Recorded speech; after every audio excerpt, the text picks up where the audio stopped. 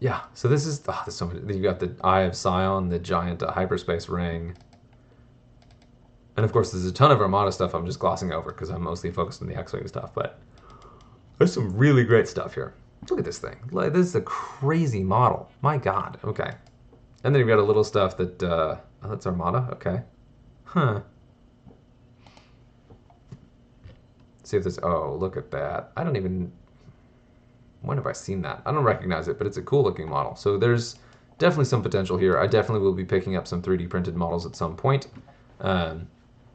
But yeah, if those, and I expect now that support for the game has ended, I expect a lot of these 3D printing producers will have a lot of incentive to actually start reproducing the original models.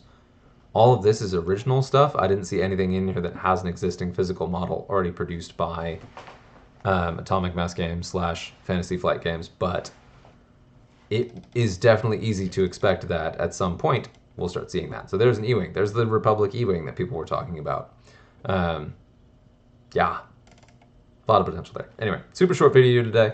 Just wanted to go ahead and highlight this and talk about that aspect in particular, and one of probably the most challenging pieces, but also one of the most important things for the future of the game, is not only producing the ship models that we can actually get for existing ships now that they're not in production anymore, but also being able to get new product on the table would be amazing, would be huge. So yeah, that's it. Let me know what you think. Cheers.